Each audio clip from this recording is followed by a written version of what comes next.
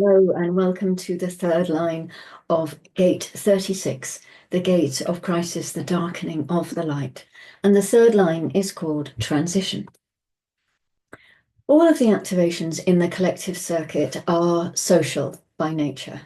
There isn't a specific social channel as there is with the individual or the tribal circuits. This is also, as well as being social, a very creative channel as far as the abstract process goes, this jack of all trades. And of course, in the lower trigram, you're obviously not going to be able to recognize where the progress is because you don't know that there's a 35 at the other end of the channel, the gate of progress hiding out there in the throat. You're caught up in just the emotional pressure of needing to penetrate, the desire, the pressure to penetrate in order to have the experience. The third line is very different from the second line, who can generate the crisis exactly in the moment, and the crisis really is for the other person. By the time you get to the third line and you're interested in the recognition that you have to deal with what is on the other side of the channel, that dynamic changes a little bit. What happens to the 36-3 is that they always get the big crisis. The others get a little crisis, and it's the third line that gets to have a big crisis. In the second line, it's that other way around. The third line people have to deal with the phenomena of the change that takes place. They're the only ones who really meet the change, which affects them more differently, deeply even, more deeply than it affects the other. And of course, because it's lower trigram, there isn't the gift of recognizing the other.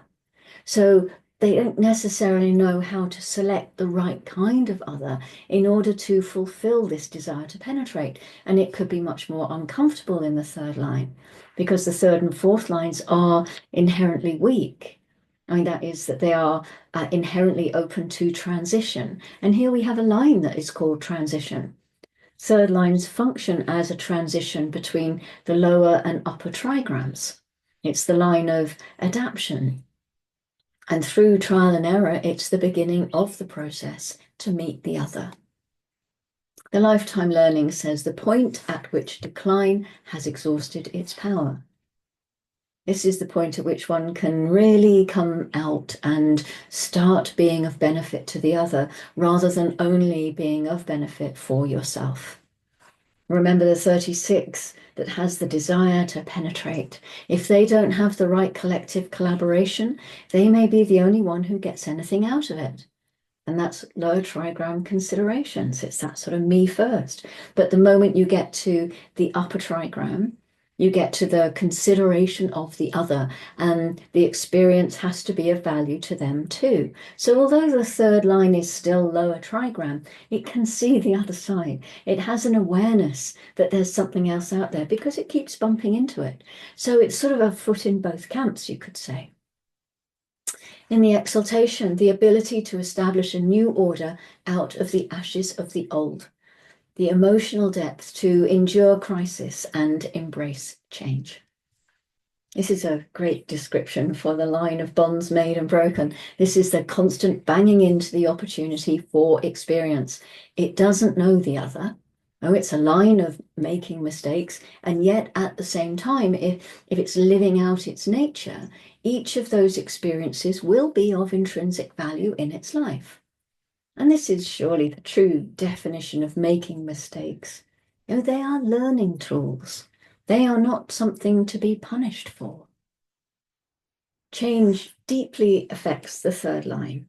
It challenges what they thought they were or what they thought that they felt.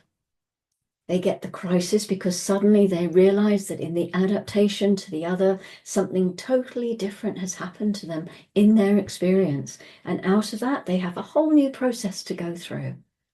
Again, remember, it's not about holding back emotion. It's never about changing your emotions, holding back your emotions, repressing your emotions, nothing like that.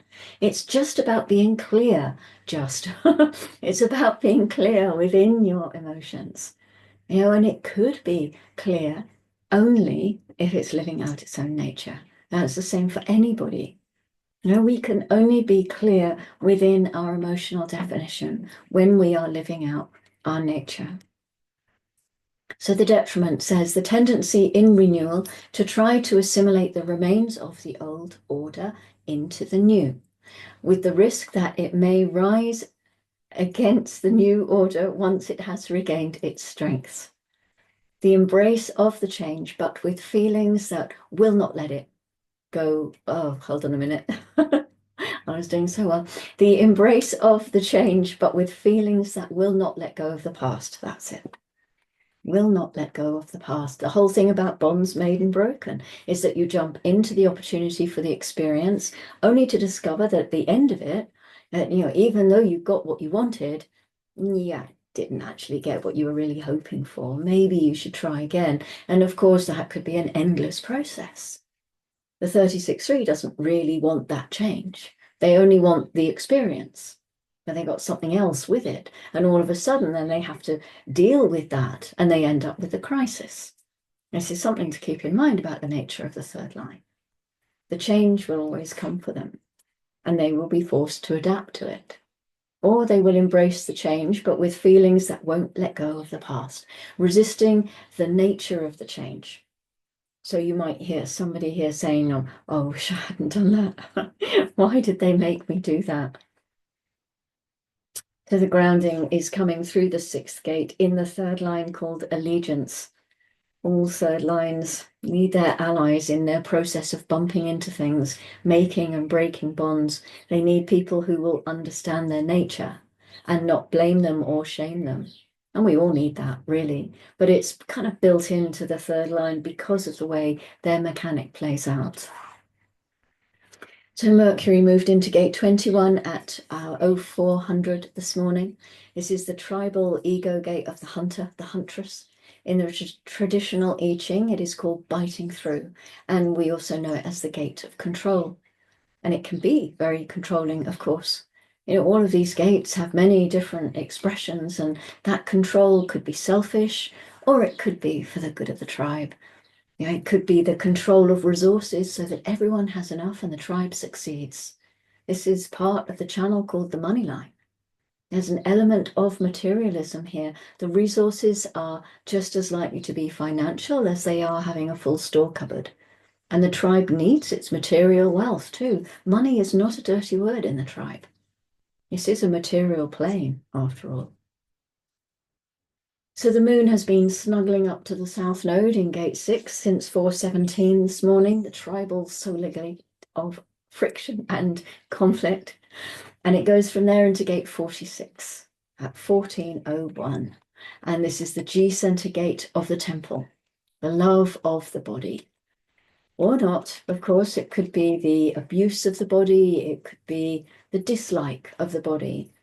Love doesn't have to turn to hate. We often have that as in our heads, certainly as on the mental side, as the duality, that love and hate, but it's sort of love and just not loving. We could just have some fun with playing with those descriptions, really. But it could be abuse of the body. So it could be a temple that maybe hasn't been swept in years and the rooms are clogged with dust and debris. And so in a way, it's really fitting that we move from this gate 46 into the splenic center, the center that deals with our immunity and has the function of being like a washing machine within our system, as well as other things. It does other things too, but it kind of helps to clean things out. So it comes from the temple, from whatever state we leave our temple in, and we move into gate 18, first of all, at 2:43, the gate of correction and the fear of authority or of challenging authority.